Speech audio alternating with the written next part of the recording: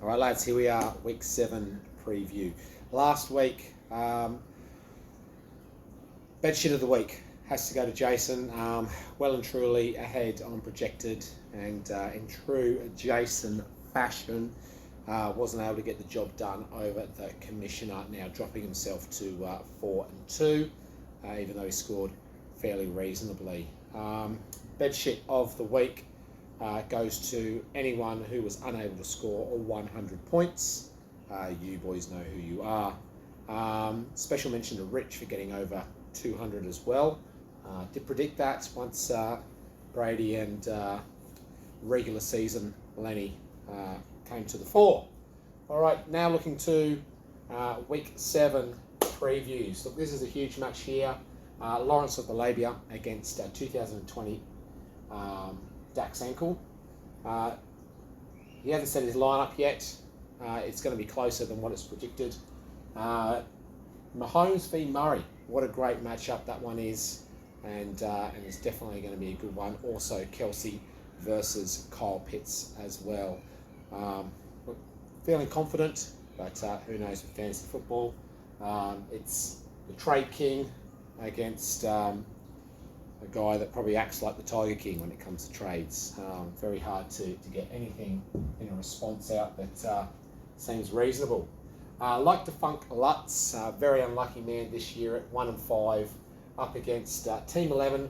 Jason, thanks for setting your lineup there with players you're going to play this week. Currently projected at 66.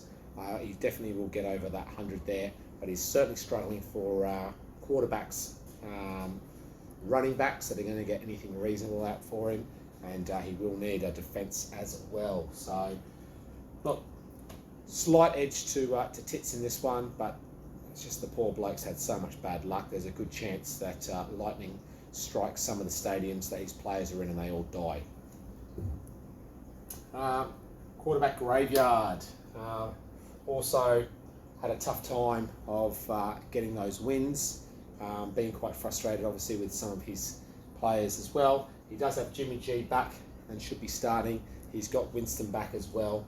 Against the tanking team, this is a get-right matchup. Matt has shown that he can get some reasonable scores. So it appears to be, from a bloke that is obviously not going to be winning the championship, it's probably not a bad way to go about it right now. If he can just stay that one step ahead of James, he's getting himself out of the running for the last place shirt and Team Gay. Next up, we have the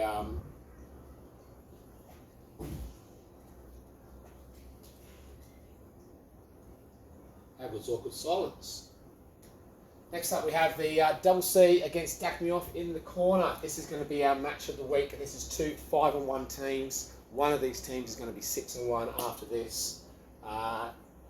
Rose, I'd say, has probably been slightly lucky to be at 5-1 with some of the scores he's got so far, but hey, you make your own luck. Wilsey as well has done a great job. When you've got Derrick Henry getting 40 points, it's pretty easy to rack up those scores there. 2023 Tanking Chain against Team Burnside. Always appreciate Shelley for putting in the effort to change his team name there. This one's going to be pretty close because of buys. I'm going to give James a chance. So you're telling me there's a chance? All right. The underperforming as always against the Pong Knucklers. Owie has been really unlucky at copying some of the scores he has, and Frothy's almost been unlucky that the players that you'd expect to do well maybe haven't done as well there. So this one's going to be a big one. The huge thing for Owie is just when he started to get 2 running backs from his trade with Mitchell, Moss is on a bye, and CMC is on injured reserve.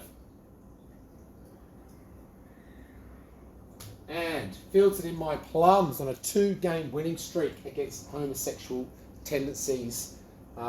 Struggling with some injuries here. We've got Rich on fire at the moment.